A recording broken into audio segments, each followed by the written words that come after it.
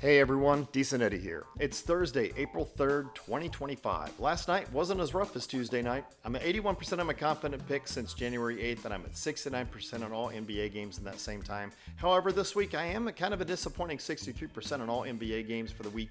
Kind of a devastating 64% on my confident picks, which has dropped my year total from 82 down to 81%. But it's the end of the regular season, and just like any other sport, things get spooky at the end of the season. You've got teams surging, teams sitting, teams spoiling, players trying to keep their jobs or trying to improve their stock for next year. It's crazy. It's bedlam.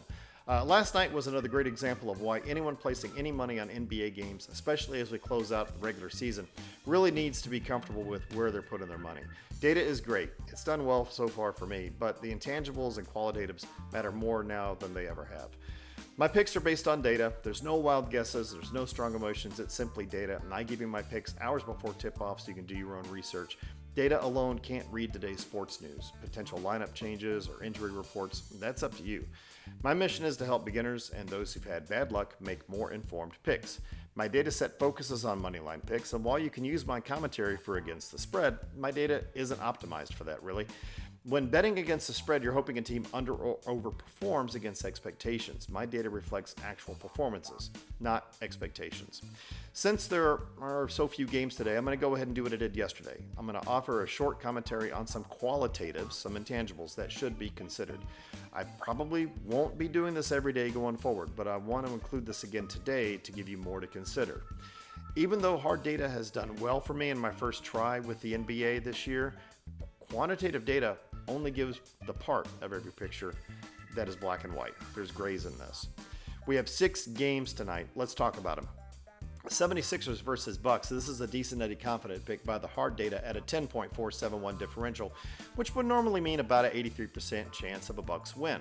The 76ers of late, they're playing like a team that's kind of quit on itself, and the Bucks have been pretty inconsistent lately. They've got a couple of injuries that have made things unclear, and they're not really the well-oiled machine that we're used to. Still, I think you can take the Bucks on the money line with a reasonable amount of confidence. The Bucks are chasing a better option in their playoff seeding, and the 76ers are without a number of their key players. Next, Magic versus Wizards. The Wizards have weak legs tonight, and the Magic get a suboptimal pick with a 6.757 differential, which would normally be about a 69% chance for the Magic to win.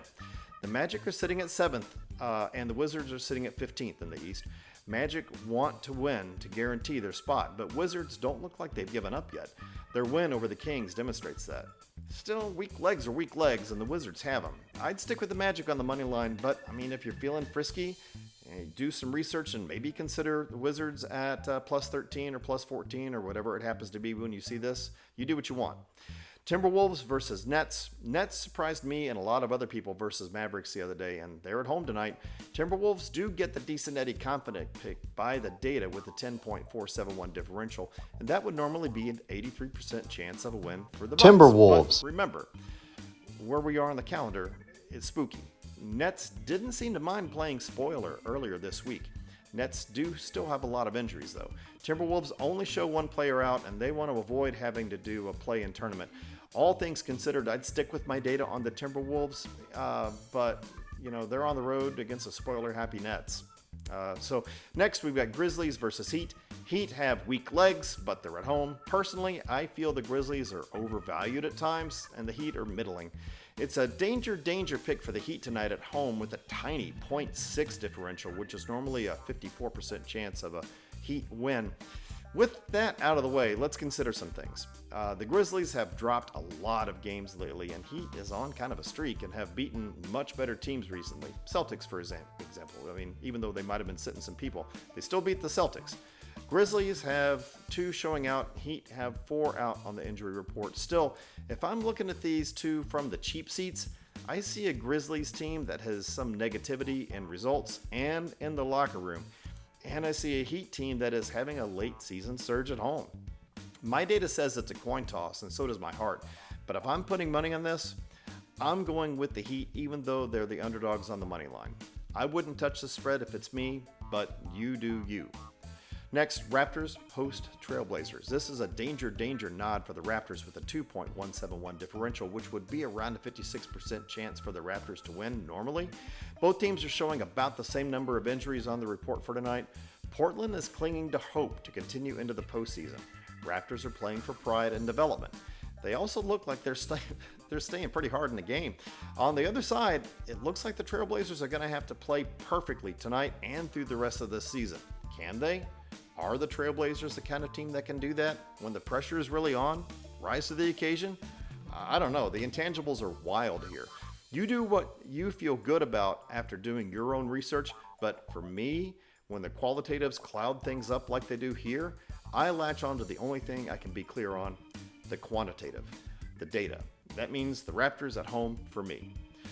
Wrapping things up, it's Warriors versus Lakers, and this is the game of the night in my opinion, and a lot of other people's too. Warriors are away, but they get the danger wink and a nod with a small, very tiny .686 differential, which should be about a 54% chance for the Warriors if all things are equal. But did you see that purple there in my grid on the Lakers number? Yeah. The question becomes, are all things equal?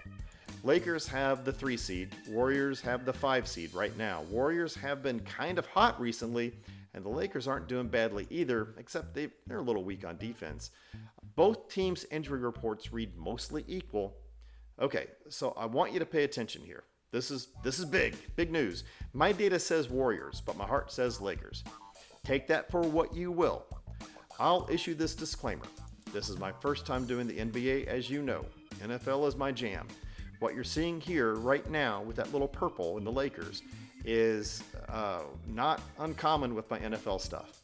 I'll put a dime on the Warriors to track the game and keep my data pure, but if I'm putting money on this game, I'm probably going to put money on the Lakers. I am going against my quantitative data, friends. Get used to it, especially if you stick with me through the NFL season.